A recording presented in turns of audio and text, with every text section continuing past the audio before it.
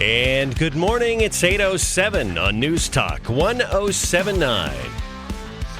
Welcome to the program this morning. It is a Monday. The government still shut down. And thankfully, we have no kings leading our nation. So we owe a massive debt of gratitude to the protesters from over the weekend. They have successfully staved off the arrival of a king. So we do have that. Now, they do cozy up with communists and dictators and tin horn types, but, you know, thankfully we don't have a king that we have to worry about. And, of course, we had the Holy War. What a game. Julie and I had an event. We were at the zoo for Boo at the Zoo, and a lot of people came through, had a good time, got done about 7 o'clock, so we each headed home and watched the remainder of what was a fantastic football game between BYU and Utah. And so it turned out to be that Utah won the third in a row against, BYU beat Utah. And third in a row, which is kind of hard to do sometimes, but so now I can tell you right now, I have in the studio a Slim Jim because Julie and I had a bet that, and I was leaning a little bit towards BYU. She was leaning a little bit towards Utah. And if I lost, meaning if Utah won, I was going to have to eat some hummus, which you probably can guess how I feel about that. If I won, meaning BYU wins, she has to eat. She's not eating an entire Slim Jim. She's taking like a little bite of a Slim Jim, and so we actually have two. I'll eat one too. So yeah, it's a sacrifice we make here. But great football game over the weekend, and here we are. I've thought a lot about the No Kings protest because I don't know. I typically look at protests and I absolutely support their right to show up and protest. But I do want to ask this question. What is your call to action? What is it that you come away with? And it seems like in the era of Trump, the counter protests have become a junk drawer of anger. It's a junk drawer of grievances. And I don't quite know what they're angry about, what they're mad about. At least, and I pointed this out earlier this morning, when you had the Defund the Police protests, which I strongly disagreed with, they had a call to action. They told their cities and their city councils and their mayors, defund the police. I mean, the name of the protest was the call to action. It was their agenda goal. And we saw how that turned out. You saw crime spike. You saw Democrat politicians supportive of defund the police lose their seats. And it turned out to be quite costly for them. And you still kind of hear it. You still have these little remnants and reverberations of defund the police. But the question that I have is they have this no kings. We don't have a king. To try to make the case that Donald Trump is a king. Our government wouldn't be shut down if we had a king. We wouldn't. I'm not sure. It's sort of like, what would this be an example of? I know.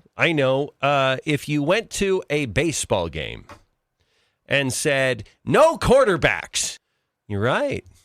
There is no quarterbacks. They're not quarterbacks. Furthermore, and we pointed this out, that the other side, and this may be another example of liberal projection, but it's the other side that acts in authoritarian ways. I'll just put it like that. They tried to get elected with the popular vote, with the electoral vote, someone that didn't receive a single vote. They elevated their nominee in a very non-democratic manner and then tried to get her across the finish line. But that was just not going to happen. She lost every single swing state. It was an electoral blowout. It was a disaster. But the route that they take in their political journey, they seem to be just fine with operating in ways that resemble royalty and the king and whatever. That's them. And so maybe that's what is written on their heart. Maybe that's their language. Maybe that's their playbook, to use authoritarian means, whether it's in a pandemic and we're talking mask mandates or vaccine mandates or shutdowns or whatever the case, distancing, whatever it is. They're perfectly fine with king-like edicts going out because their cause is just. Their cause is virtuous and right. But when you look at Donald Trump and you think you see a king, I don't know what you're looking at. He's struggling like any other president to get legislation through. Now he is using the executive order where he can, but we have a third branch, a judicial branch, that it has shut him down on occasion. That does not happen. Now, we can talk about whether or not the judicial branch is operating the way they should or not. We can talk about the legislative branch. There's even judges now that are saying, oh, no, you can't fire people in the middle of a temporary shutdown. Now, I haven't done the deep dive to find out legally what the argument is there. But a king would not tolerate judges getting in his way. A king would not tolerate Chuck Schumer stopping government from reopening. We have no king. We have a president of the United States that is using his executive power. And then we have a whole bunch of lost people looking for purpose, pretending as though he's a king. Which brings me, by the way, and this may be an unfair judgment, so I will lead with that, but I don't think it is an unfair judgment.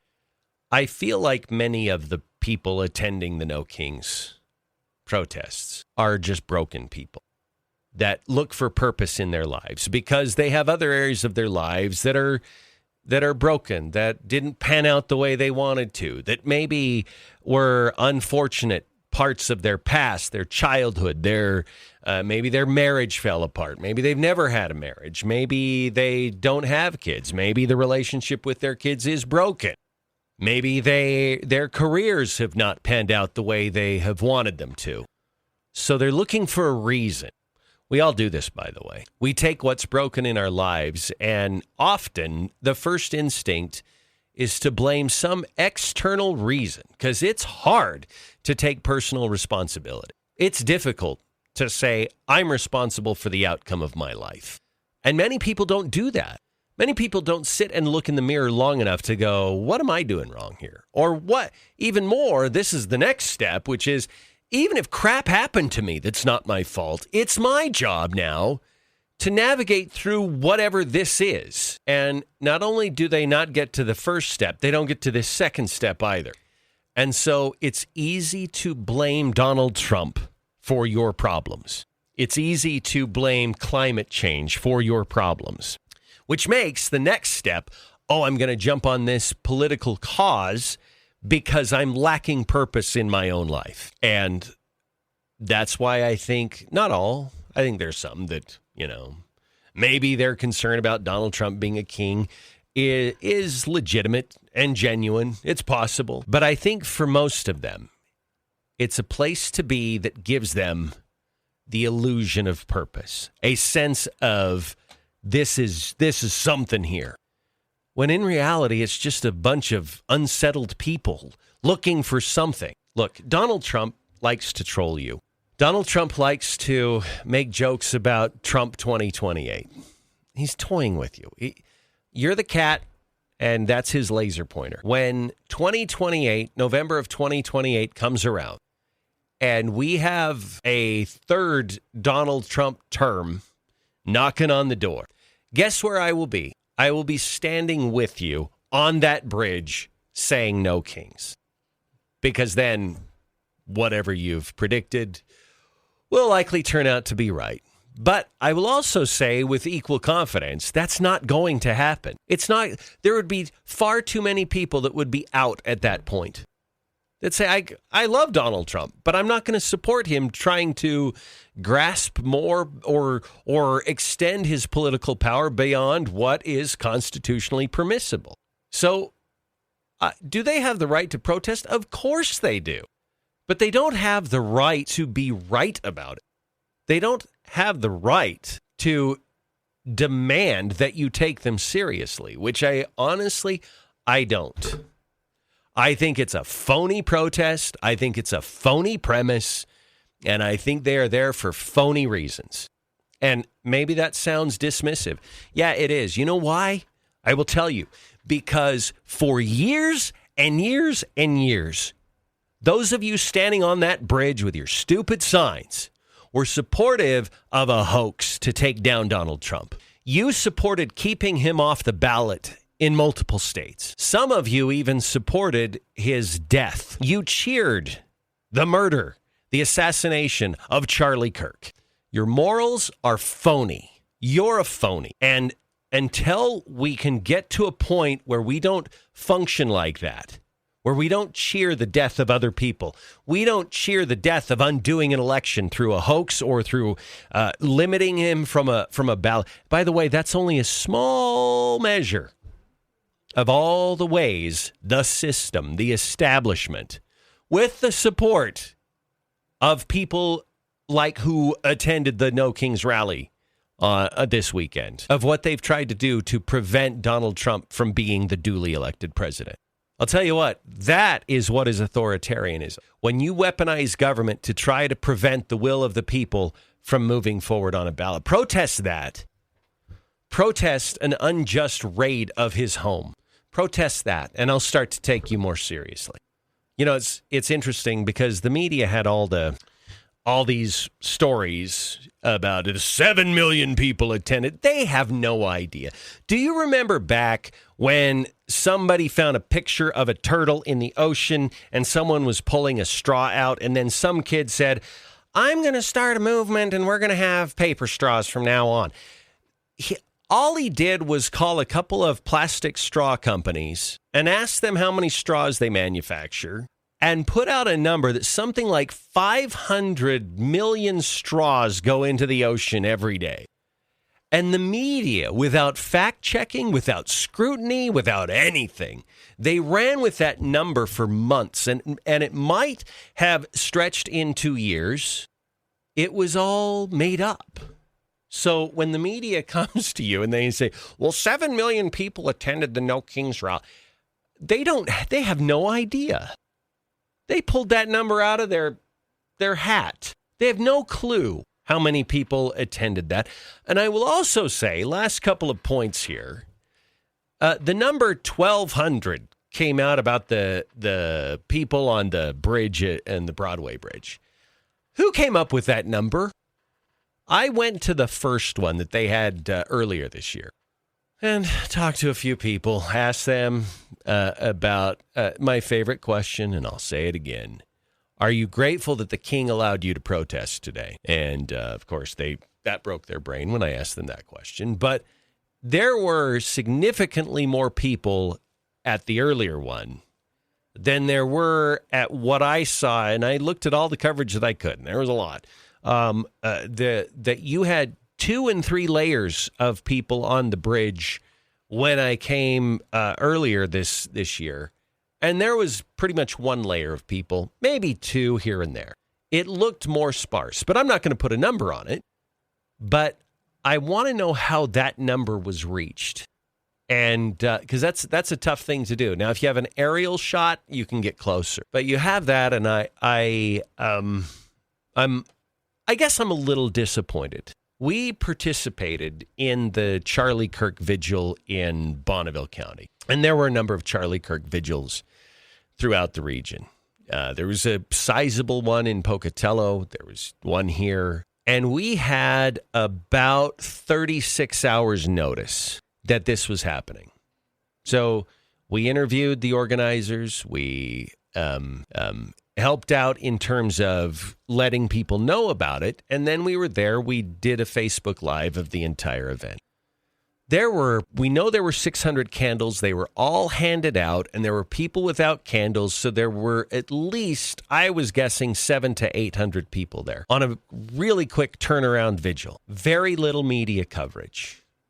Very little.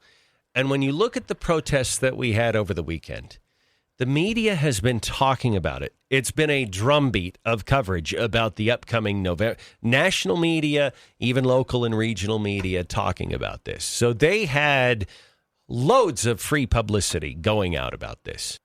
And then day of, massive coverage with photo galleries and individual city stories about it. And I'm like, wait, hold on a minute. If you were to give the same level of advance promotion to a Charlie Kirk vigil and we had more notice, would there be the same level of coverage for that? And I don't know why. I feel like there is a very strong enthusiasm level disparity, which is weird for this area. I'll be honest. It is quite weird for this area to have that. But they had their protest. How are you better for it? You went, you did your rah-rah thing, you held your sign, and it's Monday morning. Donald Trump is still your president. He's not your king, but he is your president. What did you do? What good was it? It's 8:26 now on News Talk 107.9. We'll be back.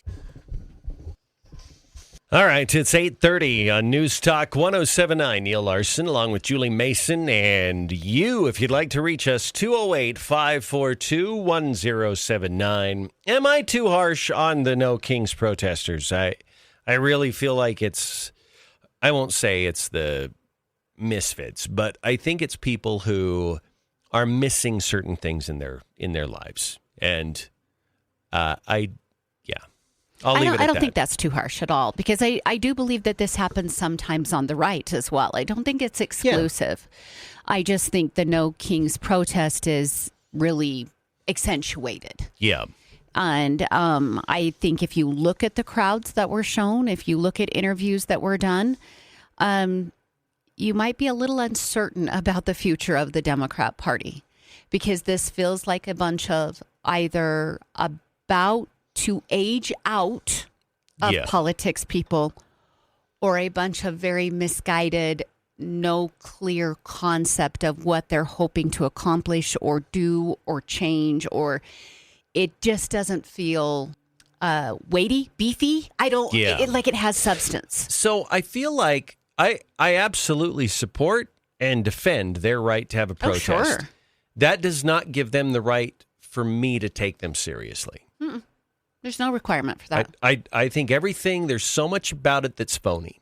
And I think the national narrative is phony. It's funded by Soros and other lefties. They pay people to show up to these protests, and then there's so much coverage of the national thing that you have these local clones that pop up that feel like, even in Arco.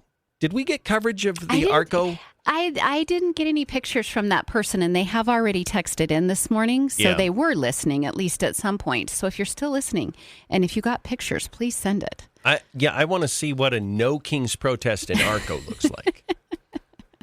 No, I'm serious. Like, don't you? 6 people who ate at the Snow Bunny, and it's the Snow Bunny, right? No, that's in Haley. It's Pickles Place in Arco. Oh, Pickles Place. 6 people who ate at the Pickles Place and then decided to walk the sidewalk. Right. Yeah. So I guess what I'm saying is we had a story last week, Julie, that shows the number of trans teens is plummeting. And we're back down to about 3%. It is. Okay. So that sort of proves a social contagion.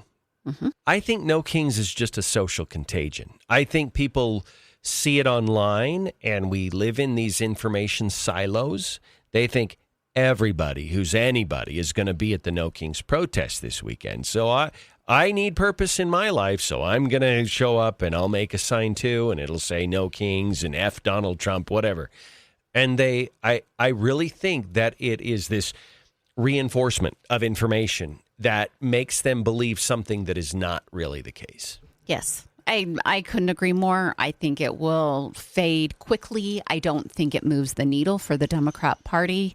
I think it was money that wasn't well spent if you're trying to grow a brand. You just think about it.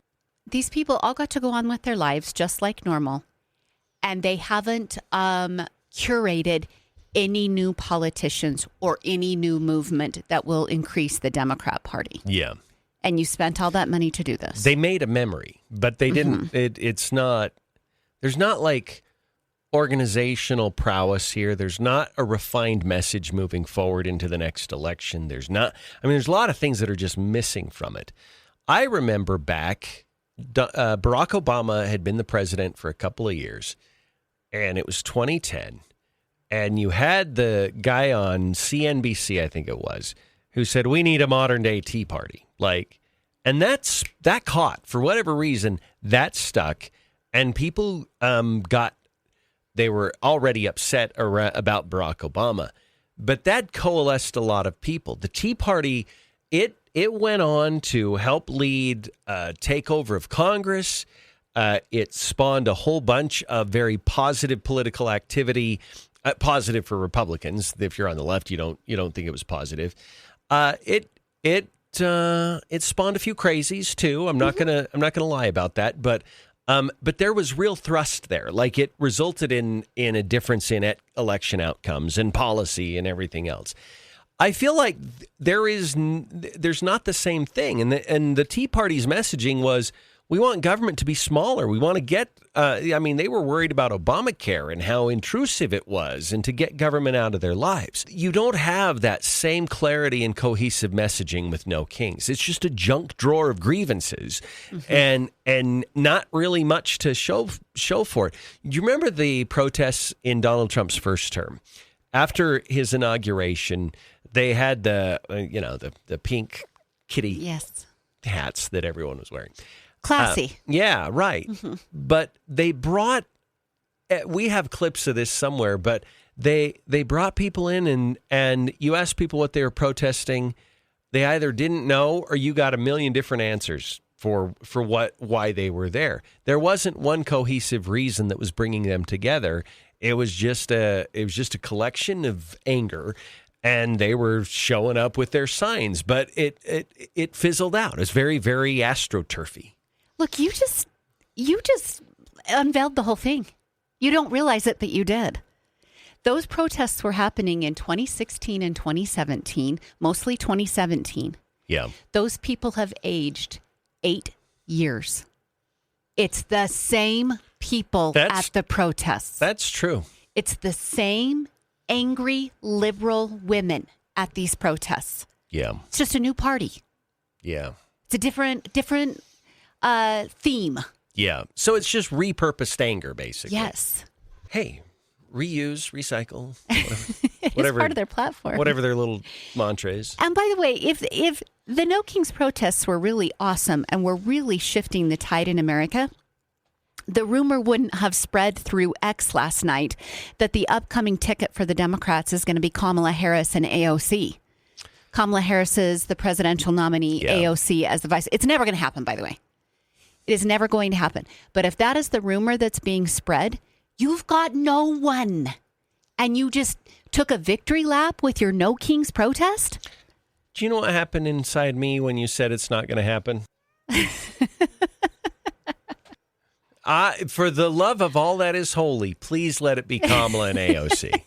How fun would that be? That would be so much fun. It really would be. As much as Kamala drives me crazy, that would be...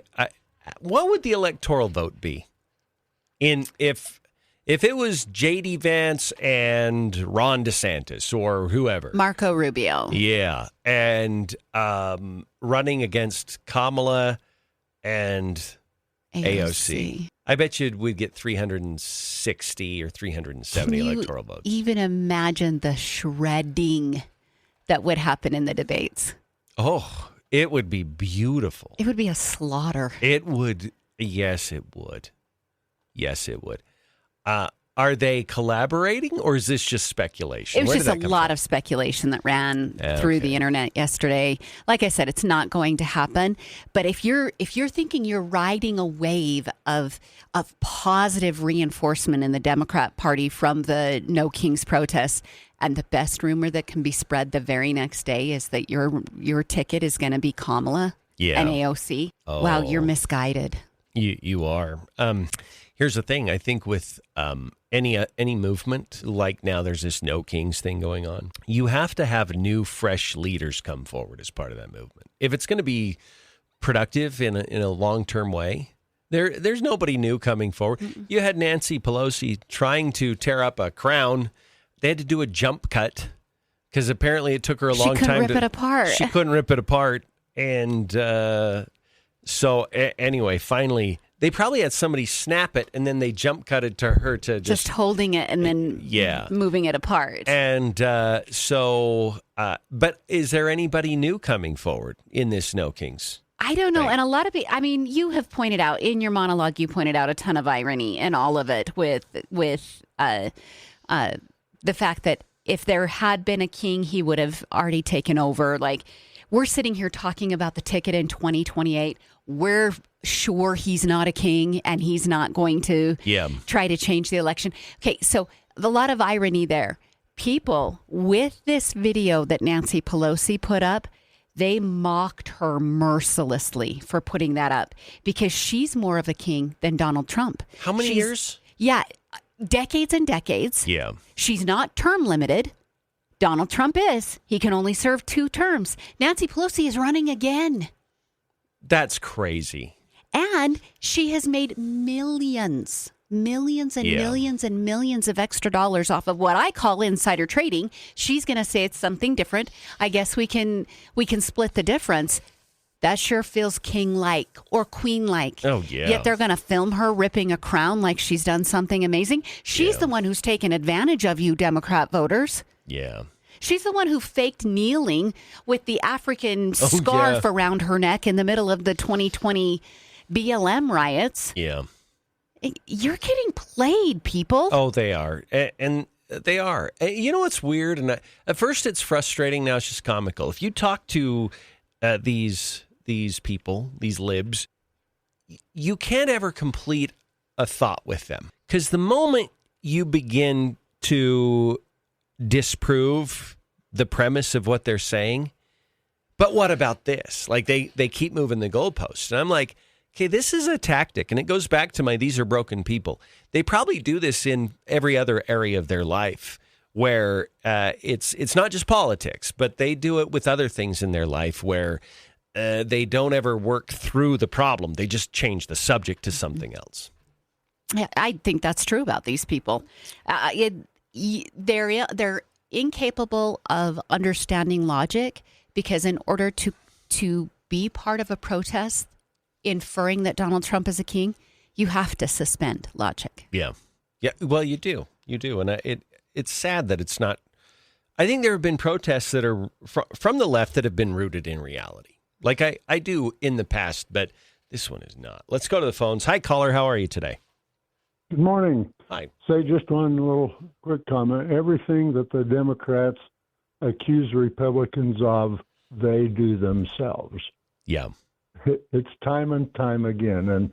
And Pelosi and all of them calling Trump, a king and authoritarian. They are the authoritarians, and they want the king or the queen. Agreed. All right. Have a great day. Well stated. Thank you for the call. Okay. So somebody was in Arco. Yeah. They said there were about 6 people on the sidewalk of Arco and about the same with Trump signs across the street at about 2:00 when I rolled by. Oh, nice. So the counter protest was just as big. Just as big in Arco. Okay. Well, that's fun. Yeah. All right. We're going to take a break. It's 8:43. Time for the news on News Talk 107.9. All right, it's 8:49 now on News Talk 107.9. Neil Larson along with Julie Mason. And boy, after this weekend, sometimes you need a good nap, Julie. You do. I have a place where you could get a beautiful leather sofa. You could snuggle up on that right there in your great room or your family room. I think I've already done that. You have. The only thing that you were missing was the fuzzy blanket. If you had that or a weighted blanket.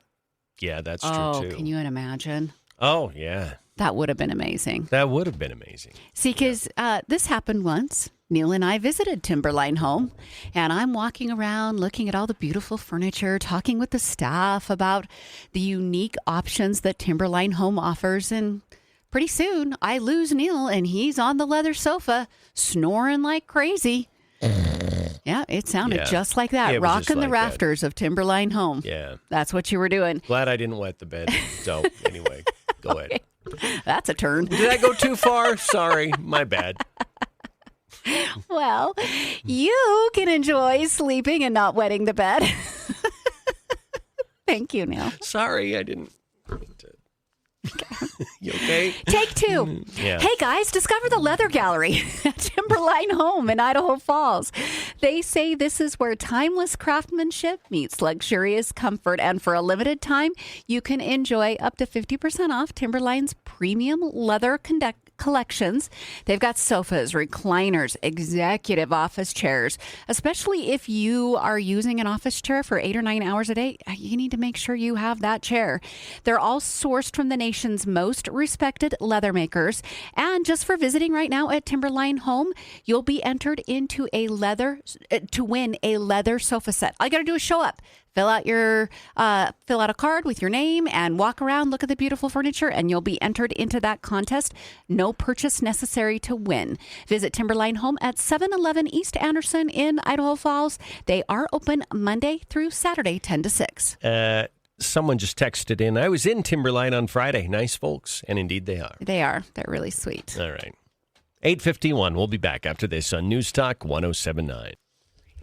All right, it's 8:55. News Talk 107.9, Neil Larson along with Julie Mason. Julie, I was just talking with you the other day about how I thought it is a great gift to give your adult children a nice big box of meat. I would say like a quarter of a beef, but it could be a lot of things. It could be the grilling package. It could be sous vide crock pot ready to eat meals. It could be steaks or roasts, whatever it is that you know your kids would love. Grand Peaks Prime Meats can help you come up with a really creative but very usable and appreciated Christmas gift for your kids. I think this is a great idea. And if you're wanting to try it out before you give it to your kids, they've got some amazing bundles going on right now. They've got the Fright Bite bundles.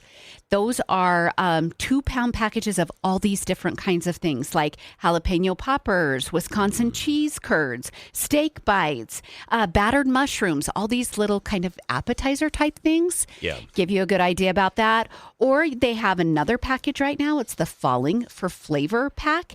It's got all of these different cuts of beef and chicken. You've got 8-ounce sirloin steaks in there, 16-ounce ribeyes, 12-ounce New York steaks, 2 pounds of chicken breast, 2 pounds of chicken thighs. You've got thick cut bacon and 3rd-pound patties. Oh, wow. I bet you can even substitute in some of those specialty patties like the spicy jalapeno. Yeah. Okay. Oh, yummy. Go online, gpprimemeats.com. Look over their packages and specials. If there's something that you're curious about but don't see, you can give them a call and reach out to them. And as always, tell them that Neal and Julie sent you. They probably get tired of hearing that. People walking through the door saying, I heard about you with Neal and Julie. Yeah, I don't think they get tired of business. So I think they're good. No, I don't think they do. But I'm just saying. Keep saying they probably hear it. Keep bringing it. Hear it a lot. But anyway, so we have about a minute. Speaking of beef, I know. Julie, in this next hour, you are not looking excited about this, but Julie lost our very friendly bet over the Holy War. Yeah, we basically just each took a team. So this is technically not a Slim Jim. It's a Jack Link's. Okay, Jack Link's beef stick. Yeah, and so I slightly was betting on BYU. You were slightly betting on Utah. Obviously, BYU won. So that means Julie has agreed to just take a dainty bite of a beef stick. Okay, and she never has before. He also let me choose the flavor. There was a Dorito nacho chip flavor. So that's what I picked. Okay, and that's what you're going to have. I can't wait. We'll do it so excited. How about this? We do it on Facebook Live next hour. Okay. Does that sound good? Yeah. Okay, that's what we'll do. So there's a reason to get on Facebook Live. Don't do it quite yet, but in about 10 minutes, you can join us by texting live to 208-542-1079. These also work as drums. Like you can play the air drum with them. Yeah. I don't trust the consistency of those to do that very long. Probably not. Yours is all right. Trump's a Yeah, why is that? I don't know. We don't like him. That's the word around here. Any particular reason why you don't like him? No clue at all. I'm just going with everybody else saying.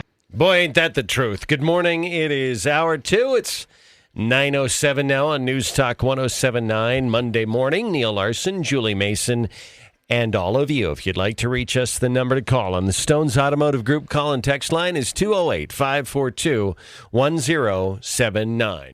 My mouth's watering for one of these beef sticks, Julie. Great. Well, you're going to get 2 beef sticks because I'm going to take a little baby bite of the Dorito one and then we're done. Okay, I know. I think it has to be like at least an inch and a half long. Like it can't just be a teeny tiny little. Oh, I'm not teensy. going to take the little edge. Yeah. Okay. That's what my grandson does. They do the, hey, if you take 3 more bites, we can be done and then we'll go play cars or, So whatever. They take like little teeny. It's the teeniest bite ever. They're smart. So, yeah. All right. Well, we'll do that we'll do it on Facebook Live during a commercial break. Okay. So, you can later text in the the word summer. live to 208-542-1079 and that will give you the link to Facebook. Yeah. And by the way, if you'd like to reach us on 208-542-1079, we'd love to hear your thoughts on the No Kings protest over the weekend. Process, narrative, cosplay, whatever. You can also comment on the Holy War. And it was just a good college football game. It was a good football weekend. There was some great things that happened. My text line might not be working again, but we've had some issues with it this morning, which we're wondering is if that's part of the Amazon thing that's going on. But we did get a text from somebody that said the Democrats made history this weekend. It was the biggest protest, and then it goes on something like ever, and there's a shift for the Democrats. There's a tidal wave shift or something like that. I didn't memorize it. Didn't need to. Yeah. Because first off, it's not the biggest protest that's ever existed. No. So I hate to burst your bubble, and you fell very short in comparison to the projected numbers. Yeah. There was talk by Democrat pundits that this could be 6 to 7 million people. Yeah. You got to about 1 million. Yeah. Is that what it was? Because I heard 7 million, and I saw that claim being made, but I'm like, I don't think that's what they wanted. Okay, that's what they were hoping for. That's what they were hoping for. They got to 1 million. Oh, so the actual count in the end was a million, and even that might be kind of generous. Well, yeah, you have no idea, and I don't know how you count that anyway. How do you? I don't know. No, I don't know how you count it. I don't know. It's probably the same kid who found the turtle with the straw in its nose, and 500 million straws a day. Like you just let's throw say a number they were out. incredibly wrong, and you ended up with 2 million. You're 5 million short. Right. It's still pathetic. Okay. Can I address this? I know we don't. Sure. We try not to. Like Julie said, big changes are coming, and Trump knows it. Yeah, you're right. In a little over 3 years, he's no longer going to be the president because his term will come to an end. It's kind of how not having a king works. The way things are rolling, J.D. Vance is probably going to get elected. Yeah. So, there are Maybe changes Rubio, coming. Possibly DeSantis. So, yes, you're right. Changes are coming. Changes are coming. Because we do have an election every 2 and 4 and 6 years here in America. So, change does happen. Yeah, it does. I guess I would ask, because I think they wanted to put this ominous tone on it, the dun-dun-dun element. What big changes? Because it's very, very vague. So we'd love to know what you think the big changes are. Well, isn't that the way they like to keep it as vague? That way that they can change the rules whenever they want to. Yeah. The more vague they are about, like, what's the meaning of the protest? You ask people to actually explain. Some people say it's, against the immigration rates. And then some people say, against his tax policy. And then some people say, it's because of health care. Yeah. Which is it? What is it about? Yeah. I don't know. When I went earlier this year and I asked, they struggled to figure out what they were there for. Like, they know no kings. Like, it's real short. It's concise. I'll give them bonus points for having a very concise, jingoistic tagline to what they're doing. However, when you dive underneath that, they really struggle to figure out what. I mean, they'll list these things they hate about Donald Trump, but actual identifiable reasons why he's taking steps to become a monarch in America, they don't have any of that. Mm-hmm. Well, I saw one interview. They were interviewing a shockingly silver-haired lady that had serious, I try not to use the word Karen anymore, hall monitor vibes. Okay. Serious hall monitor vibes. Yeah.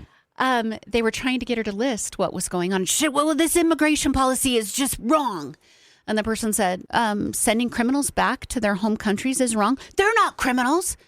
Yeah. Well, yes, many of them have criminal records here in America, and they're here illegally. Their immigration status is not legal. That doesn't make them criminals. If that is your argument, I can't have an argument with you because you are making a word not mean what it actually means. Yeah. Right. That's true. They're changing the goalpost. Did you see the Don Lemon video? And the lady's like, well, they're criminals. Yeah, well, they're not criminals. And finally, she kept asking questions back, and he's like, well, it's a category of crime that, and he used the word crime. That misdemeanor. It's not a crime, it's a misdemeanor. And she's like, well, what is a misdemeanor? Well, that's a category of crime. It's a criminal offense. Right, it is a criminal offense. Like, you people. Words mean things. They do. Rush Limbaugh taught us this a long time ago. Yeah. Words mean things. So if you commit a crime, meaning if you break the law, it makes you a criminal. That includes if you get a speeding ticket. Yeah. I mean, I cover crime. Yeah. And it's very rare that I can say that somebody has zero criminal history. I actually was able to do it a couple of weeks ago in a case. Not a speeding ticket, nothing. Yeah. That doesn't happen very often. Yeah, that's true. You and I both have criminal histories, we do. I guess. Mm-hmm. Yeah. Some caught, some not caught. That may also be true. They can't prosecute you for an unspecified confessed crime, though, right? They can't force us to. Fifth Amendment privilege. 208-542-1079. I wanted to go back in this person, our troll here this morning, who we just explained their text is factually wrong. I want to see if I remember right. This person insisted. Oh, yeah, I did quote this person. This is a quote from the person that said, big changes are coming. You can just feel it. It looks like Kamala will win by 60-40 and the Democrats will take the House and keep the Senate now. So close. Flash forward. So close. The Democrats made history this weekend. It was the biggest protest ever against an American president. Big changes are coming and Trump knows it. Okay. Nostradamus. You said earlier these are not serious people. These are not serious people. No. If you with confidence can throw that out there and you just don't even care that you look, I'm sorry, intellectually stupid. Right. They're not serious people. You know what? Here's what I would tell them. They shouldn't be getting their crystal ball off of Temu. Okay, that's what I'm saying. It's their old magic 8-ball. Okay, that's that their grandkids used to play with. And now they're like, right. Is he going to win? And they're shaking the ball. That's right. That's true. Ever wondered what the fluid is inside a magic 8-ball? I have no idea. I don't either. It's probably some oil or something. I forgot about magic 8-balls. Someone said, I just started listening. Did Julie end up eating a Slim Jim? Not yet.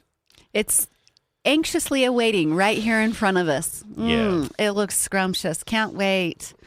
Yeah. The question I asked her, because we walked across the street to get this, I said, choose the one you hate the least.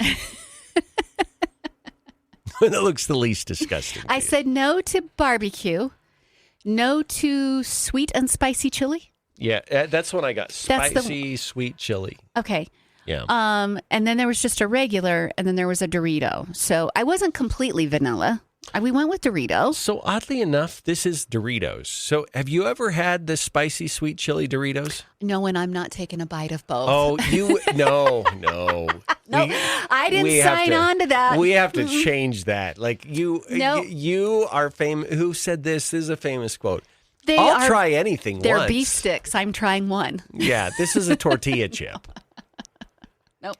I'm trying one. That's what I agreed to. You will measure your life before and after you try it. Sweet, chili, I spicy. fear I will measure my bathroom habits before and after putting this crap in my body. Julie, you have said many times, I'll try anything once. I am trying a beef stick. I know, but there's also... That's two. Once. Okay, I'm not going to argue, but I bet if I brought a bag, you'd eat one chip. I'd eat a chip. A chip is not a beef stick. No, that's what I'm saying. Yeah. Oh, no. I'll eat a spicy Dorito. Yeah, that's what I'm saying. No, I'm not asking you to try this. I'm saying okay. You got to try the actual Doritos. Oh, no, I'll totally try the Doritos. Okay, yeah. Yeah. Yeah, I that's what I'm saying. You will measure your life before and after. Okay, I'll try the Doritos. Yeah, because they're like, holy cow, what pact with Satan did they make to come up with this flavor? Because they're really good. It's probably coated in that stuff that makes you want to eat more. You know, they put that powder on things. Yeah, that's true. That triggers that hormone within you that makes you more hungry. It's like crack for your taste buds or something. Yeah, it's on all the talkies. Yeah. Someone said, your troll's view on the Democrat Party is the same thing I say about the Raiders' chances at the beginning of every season. That's funny. I asked my husband last night who did the Chiefs win. And he goes, he went to look and he goes, they were playing the Raiders. I said, they won. And then he goes, yeah, they won. Yeah. Like there was going to be no doubt there. Yeah. Which, you know what, as a childhood Seahawks fan, it just does my heart good to hear that the Raiders lose. Uh-huh. They deserve to lose. Yep. And I can think of my childhood friends that we would go the rounds over who was better, the Seahawks or the Raiders. I think someone correct me if I'm wrong, but I think the Seahawks are the Monday Night Football game tonight. Oh, are they? I think so. Okay, maybe I'll catch. So I usually don't start paying attention to NFL games until January, but maybe I'll catch some of that tonight. We'll see. Hey, guys, just a question about a topic that is not going to be for a while, but I was talking about it the other day about voting. Why do Democrats want to make mail-in ballots more accessible to everyone without any sort of authentication? My thought is, yes, they can be a good thing if they have ways to make them with the ballot, put a copy of their ID and voter registration and the ballot. To me, that is a valid ballot. Without that, it is invalid and cannot be counted. Just wanted to get your input. Thanks. First of all, I believe that if you have mail-in balloting, and I'm not sure it's a good idea, but if you do, it should be only by request. Mm-hmm. There are actually some jurisdictions that mail out ballots to every registered voter. Also, you have to be really careful with whomever your Secretary of State is. If you've got a Secretary of State similar to Colorado, who was trying to pull a ton of shenanigans in 2024, remove Trump from the ballot, those kind of things. That Secretary of State will approve these ballots, like how they'll look and what they'll be like in the envelopes and everything. And there's issues with that because sometimes what you mark will show through on the envelope. Well, if you get a shady mail carrier or a shady person within the like the county register's office, they can just toss that ballot without even opening it. It can just conveniently find its way into the garbage. They would never do that. There aren't political people. And that can go both ways, by the way. It sure could, yeah. That's the thing is... It's just not secure. I think they answered their own question. I mean, this text was split in half. They answered their own question. I think that Democrats love having loads and loads of extra ballots out there. And then you have this thing called ballot harvesting, where you go out and you make sure, like in rest homes, for instance, you help, quote unquote, help the residents vote. And I will tell you, because my mom lives with us, she's elderly. And if I took a ballot and helped her to vote, I could probably get her to vote for Adolf Hitler if I just talked to her about it. These are very impressionable populations and people. So, and you just have these people that are very politically active, and absolutely they will do things like that. Easy enough to say to her, even if she was of lucid enough mind to say who she wanted on the ballot. Yeah. You could say, would you want me to fill it out for you? And then I'll just have you sign it. Will that help you? Yeah. Of course she's going to say yes. I'll make sure I pick all good people to run, and I know what you believe, and I'll match that up with who it's it's a game that they play. They have been sort of putting their thumb on the scales with a whole bunch of little things like this. And I think that Trump came in and realized we're losing elections to death by 1,000 cuts of voter fraud. And we're shoring it up. He's done a pretty good job of it. We have a lot left to go. I think ultimately we have to have voter ID. That's going to be what I think is going to really help our voting system is having people show up and they have to show who they are if they want to vote. And to go to another level with the question that the person sent in is that even with voter ID, if you can get that passed in a state, but then the state also passes the ability for anyone to have a driver's license. Yeah. Your voter ID is null and void. Yeah, that's true. Yeah, so that's true. We're getting hit from both sides here. Yeah. They don't want you to have voter ID. At the same time, they're issuing a driver's license to anybody. Yeah. Yeah, that's true. That's true. I don't know. I worry because Trump led the charge over the last few years of getting our voting system to be more accountable.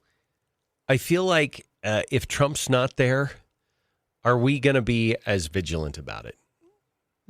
I hope so. I hope so. We do have such strong talent coming up. I mean, the three names we always throw out there are Vance, Rubio, and DeSantis. Yeah. All three of them would continue leading that charge. Yeah. Yeah, I agree with you. It's just Trump has this personality that keeps the thrust going that is like no other. So 9:24 our time. Got to take a quick break. We will come back, though, and we'll continue. If you'd like to reach us on the Stones Automotive Group call and text line, that number's 208-542-1079. Back after this. Okay, I got to go up front and grab some papers. I'll be right back.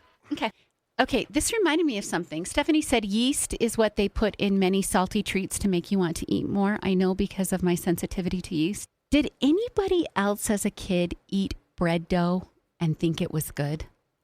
Like my mom would make cinnamon rolls, and I used to like to eat the dough that didn't have anything on it yet, like no cinnamon, no butter, like right after it finished rising, and then she would spread it out and layer on the butter, then the brown sugar, then the cinnamon, and then sometimes nuts, and then she'd roll it. The ends would not have any of that sugary sweetness on it, and I would eat the ends, and I thought it was so good. And my mom used to say, "You're eating yeast." I'd be like, "Yeah, it's yummy." Did anybody else do that, or was I just the weirdo who ate bread dough? And now I have to sit here and wait for your responses because the delay is so big.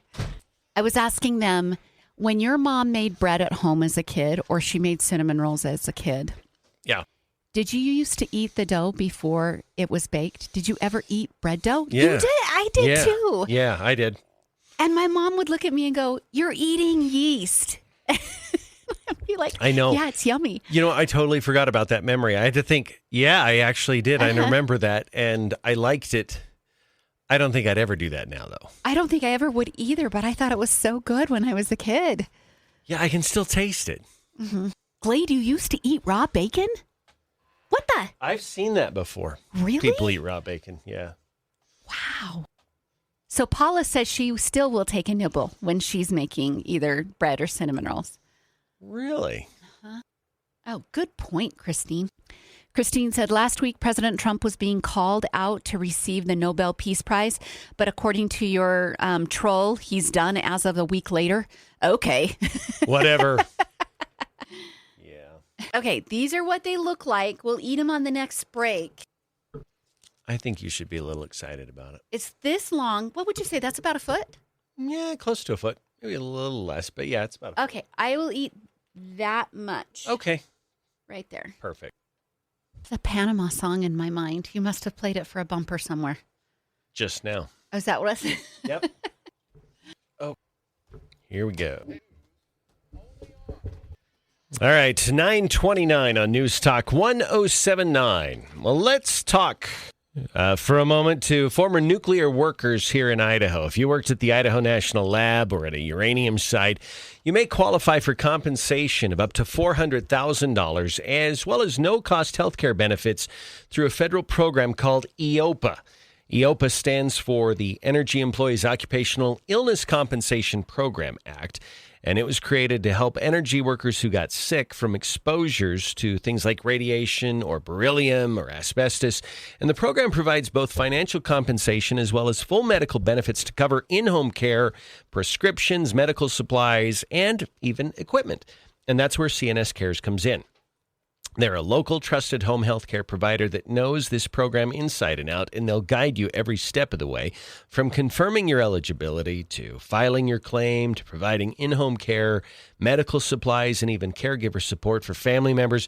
And with their team by your side, you don't have to take on the federal paperwork alone. So don't wait. Talk to CNS Cares and find out what benefits you may be entitled to. Learn more at cnscares.com or call 208-271-5018. That's 208-271-5018.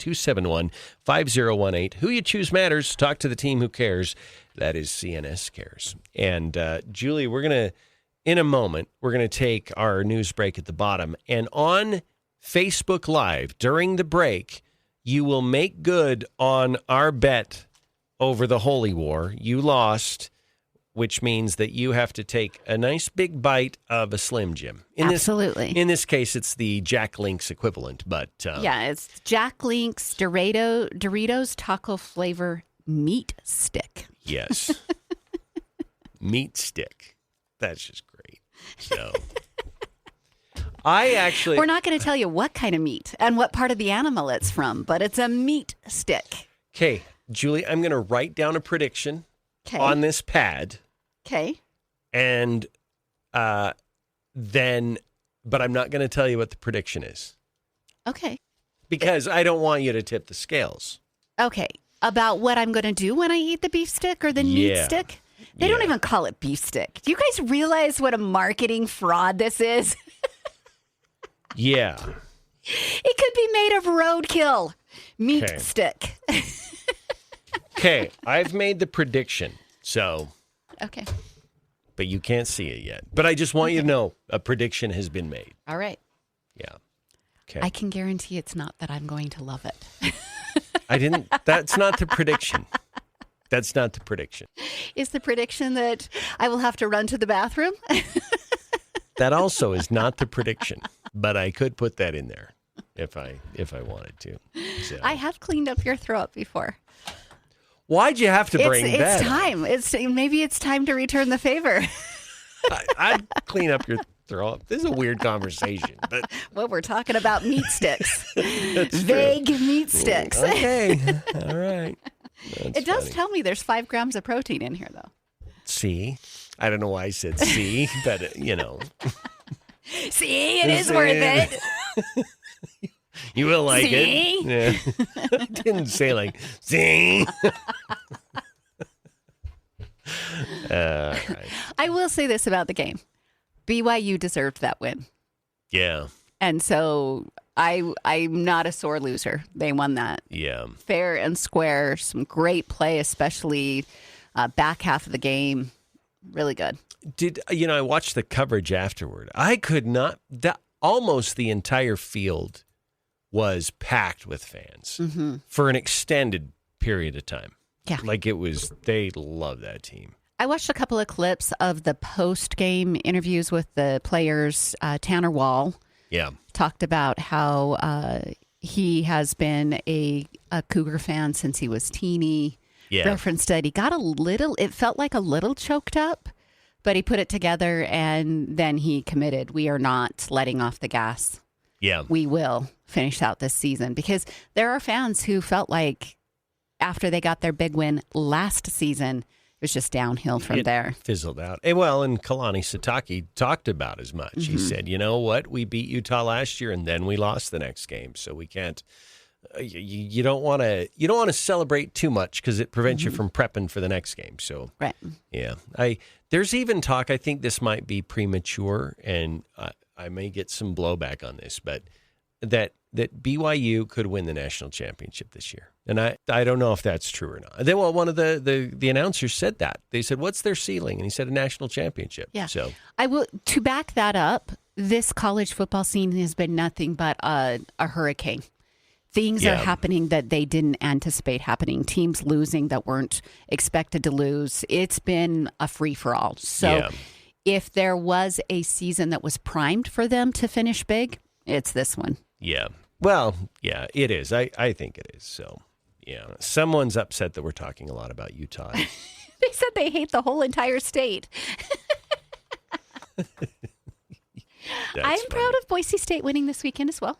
Yeah. Yeah. Yeah. No. Who They did did great. play? UNLV. Was it UNLV? I think it was Okay. UNLV. Yeah. Yeah. 56-31. They are not undefeated, though, like the texter said. They're 5-2 this year. I think in conference, maybe? They said, how about Boise State beating an undefeated? Oh, beating an undefeated team. Okay, team. That's what I get for just really quickly Browsing scanning. it really fast, yeah. Yeah, that's true. Yeah. Yeah, but they're doing great, too. Yeah. And you have been happy with some of the play of ISU, too. Like, we have lots of reason to celebrate for regional football. Yes. Yeah, we are. And we're, for Idaho State, we're still rebuilding.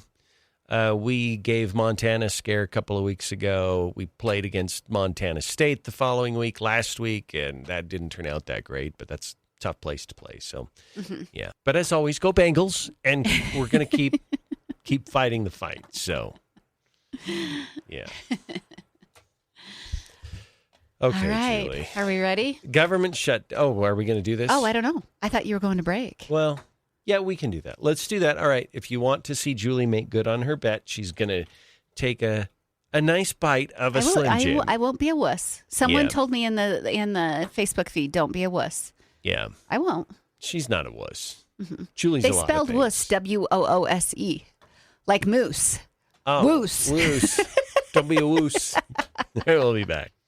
I like woos better anyway. Woos. Nice. Okay. All right, here you go. Here's yours. Okay. You first. It's like we're opening Okay. Christmas gifts. You're going to have to open that. Okay. Packaging is my nemesis on everything, especially makeup products. It's horrible. Oh, we can't open it too far because Neal broke it drumming. Oh, I did break it. I was doing the air drums. Okay, so we do it like a fine wine. Yeah. Oh, so freaking nasty. Maybe you shouldn't have done that. That was so gross. Oh my gosh. Okay, here we go. You can do Oh. this. You got this. You can do it. What is with that tough outer skin? I know. I love it. That is so nasty. Really? Uh-huh. Okay, you know what it tastes like, though? What? Chili. Oh, yeah. I actually think you'd like a regular one better than this. Mm-hmm. That tastes like chili. You okay? Do you have something to drink? I got something to drink. Okay. That was nasty. The worst part was that outer skin. Yeah, this is taco flavoring. Once you get rid of that outer skin, Yeah, it's okay. it gets better. You okay? Oh, man. That was gross. It's fine. This is not my favorite. Okay, you're right about the, It's not like grainy. the mushy. Yeah. Ugh. Mm-hmm. Yeah. But like the outer part, like it's kind of like a brat. When you eat a brat, it has a little pop to it. Like that's what I like about it. Okay. Whew. Good job. Julie kept her end of the deal. Okay, what did you predict? That I would gag? No, it's totally wrong. I said you'll like it better than you thought. Oh, no. Yeah. Never purposely I eat think that. part of it is flavor, though. Like I think the flavor is part of the issue We because it have does to- taste like chili. You're right. It tastes like chili. We have to work under the premise that I don't like jerky. I know. So I don't think this is in my... How do you love steak but you don't like jerky? Because I feel like when I eat a steak, it doesn't like coat my teeth and my mouth and it's like real food. And jerky feels like it coats everything in your mouth. Mm-hmm. This definitely has lots of oil in it. Uh-huh. Yeah.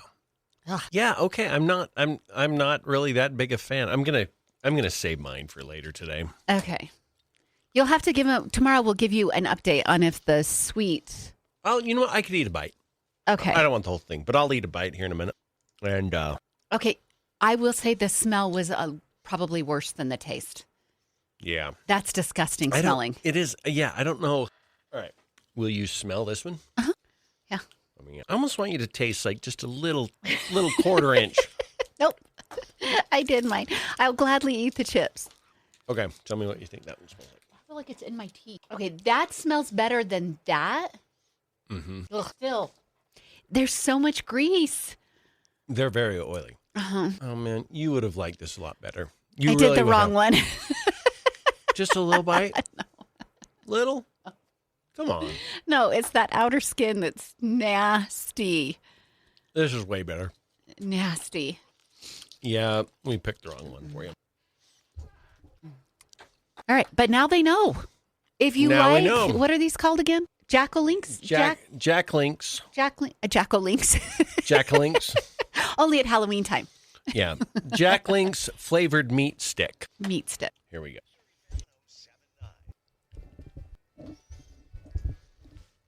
All right, we're back 9:42 on News Talk 107.9. So, Julie, for the first time in your life, you tried, well, it's the equivalent of a Slim Jim. And it was every bit as disgusting as you thought it would be. The smell was horrific. After I broke through that outer skin thing. Yeah, the little pop thing. Yeah. The inside was mushy, but not as nauseating as the little skin thing that was around it. That was gross. Yeah. Mm-hmm. So the one you picked was taco flavored Dorito, kind of Dorito taco flavored. It tastes like chili. It did taste like chili. Mm-hmm. Yeah. So I got the spicy sweet chili, and I think it's far better than the one we had for you. So okay. Well, look, now people know. Yeah. Product review. So if you're getting the Jack Links, the Neal far more approves of the sweet, spicy chili. Yeah. Yeah, I would. I love this flavor, though. It's really good. Okay. You know what flavor I've kind of gotten addicted to? The spicy dill pickle flavor that they have. You got out almonds of that last week, and you loved it. Oh, super, super good. Mm-hmm. We tried. Someone told us about, I think someone brought us some, the fish crackers, the little dill. I liked those, but after a few of those, like the inside of your mouth is super raw because it. Oh, that'll happen with the black pepper sunflower seeds too. By a few, that means like 80% of the bag, but you know, that's true. You were just enjoying the spoils. It was. It was fine. It was very, very good. So. Okay, President Trump is speaking at the White House, I believe. So the Australian Prime Minister is in town. Okay, but he's probably going to get asked about the government shutdown and the No Kings protest. All right. Not sure what that audio is, so we'll just kind of keep it going. They're having trouble. Okay, now maybe we have a better shot here. Still not yet. Not yet. But we'll monitor it. Okay. You know what we could do? We could do a predictive flash poll here, Julie, and ask our audience when they think the government's going to reopen. Because Mike Johnson's prediction was that Chuck Schumer had to get past the No Kings protest. We're done with that, but I think it's going to look really bad if he instantly does a 180. So there's got to be a couple of days of negotiations. I'm guessing Wednesday or Thursday we'll have the government back open. He's got to kick and scream for a minute before it all happens. Well, and there's probably a, hey, Mike, or hey, Senator Thune, you got to make some little concession. So I have cover to allow this to happen, which they probably will, because I think they do want to get the government back open. It won't be anything close to what the Democrats are demanding, though. No. I don't know what they would concede on. That's the problem, because this question's been asked by multiple outlets. What would you give on? There's hardly anything. In fact, I don't think President Trump will approve of them giving on the PBS funding. That's the least, what would you say, egregious ask? Yeah. Is to give back some of the money to PBS. It might be something as simple as agreeing to an up or down vote on the continuation of the Obama subsidies or something like that. I mean, I don't think they're going to get nearly the amount of money they're demanding. So no. But we'll see. Maybe we can hear Trump now. But in the meantime, we're working with Australia. Well, we got to be a little careful. Trump's had a bit of a potty mouth the last couple of has. days. He's also on that. But we're really working on anything having to do with military protection, military ships, vehicles, guns, ammunition, everything, the whole thing. We've been long-time allies, and I would say there's never been anybody better. We fought wars together.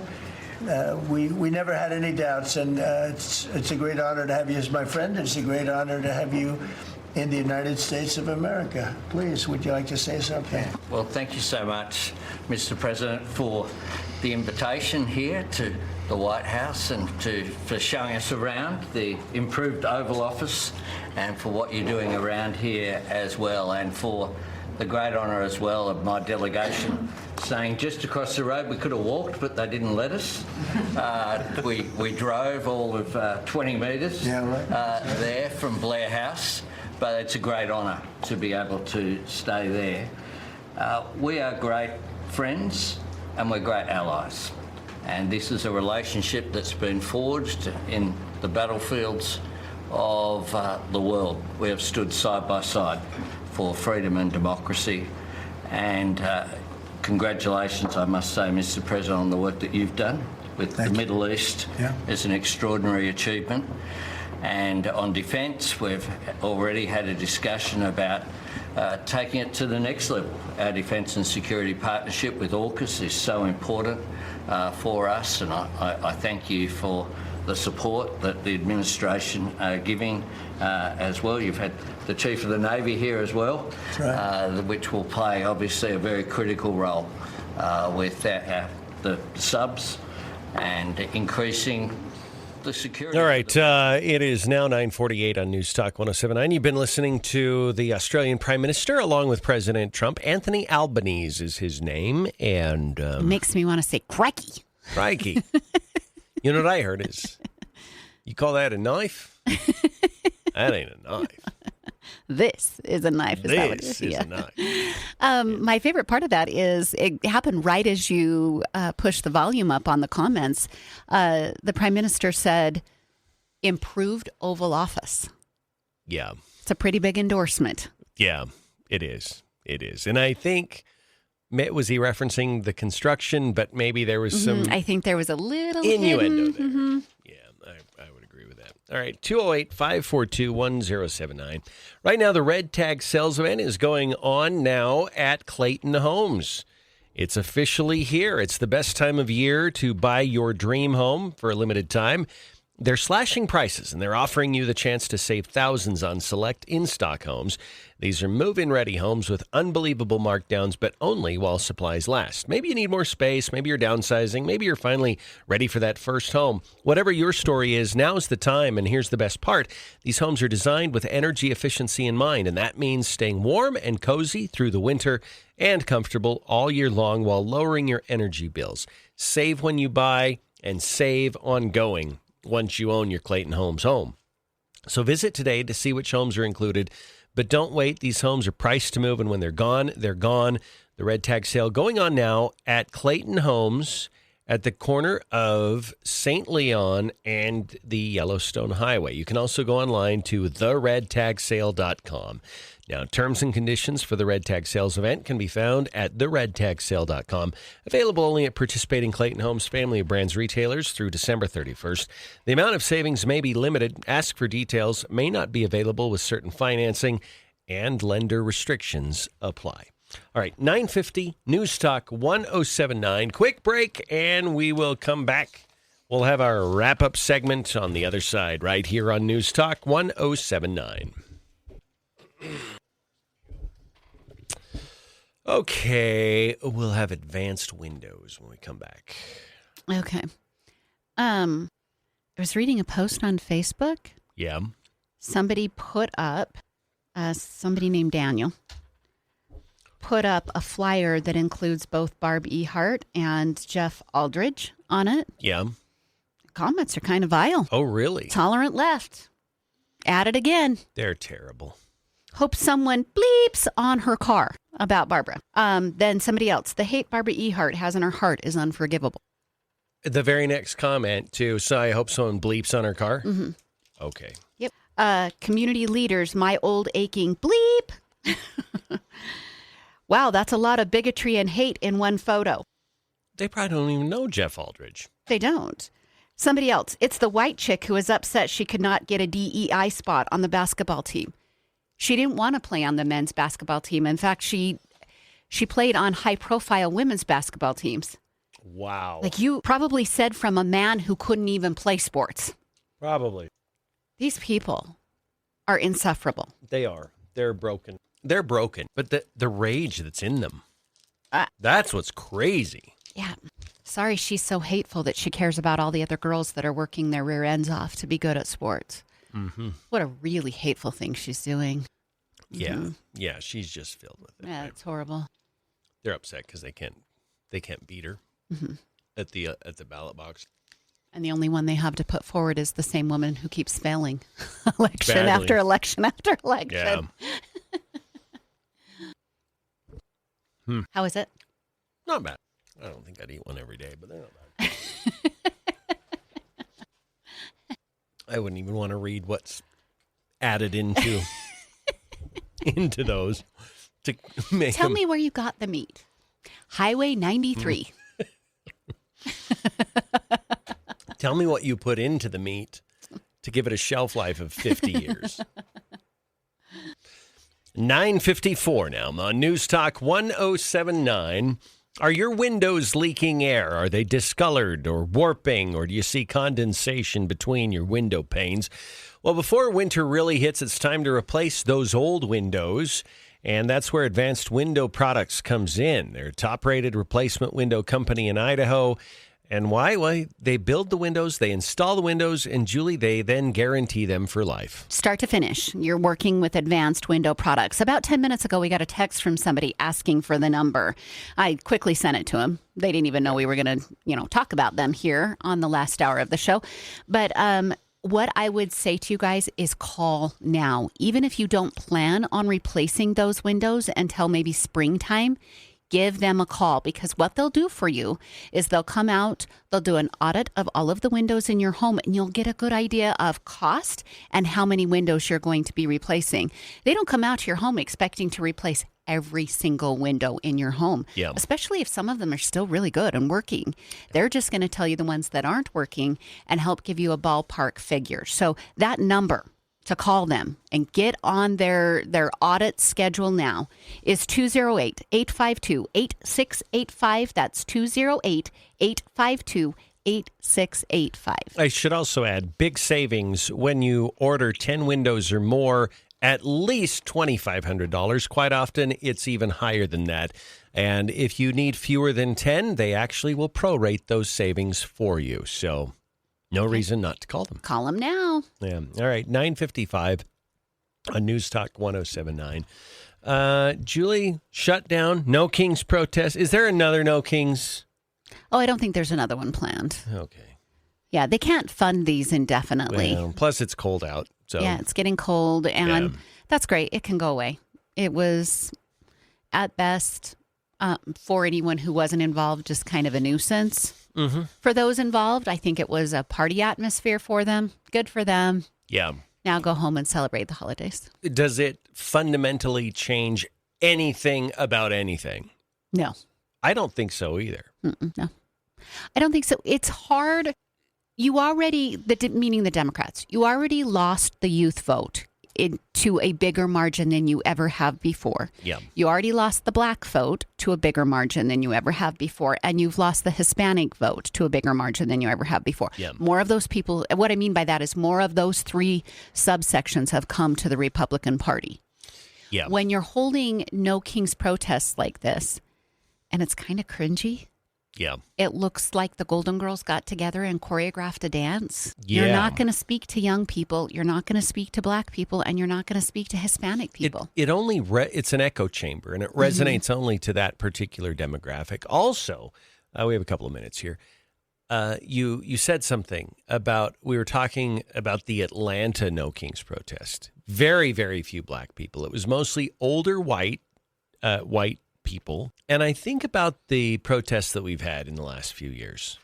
Defund the Police, the Black Lives Matter, all of that. And all of that, by the way, was spawned by liberal white elites trying to leverage outrage out there, trying to leverage tragedy for their own political benefit. And I think these communities that have been exploited by that, they're tired of doing that. So now the only people that show up are angry white liberals. And it's a weird look. The demographics of Atlanta are 47% black. And if you're holding a No Kings protest, you would think that about half of the people in the crowd would be black. You would think. There weren't hardly any black people. No, there weren't. And these are people that were never going to vote for Donald Trump anyway. Yeah. So, all right, that's going to do it for the show today. Julie and I will stick around for Facebook Live afterward. Tomorrow, we believe we'll have Superintendent Scott Wolstenhume joining us. It's tentatively confirmed we will have him joining us for the 9 o'clock hour. Okay, and we'll talk about parental choice, House Bill 93, and we look forward to that. What time? 8:30? 9. 9 o'clock, okay. All right, have a wonderful Monday here, everyone. Julie and I back tomorrow on News Talk 1079. Clay and Buck, they are up next.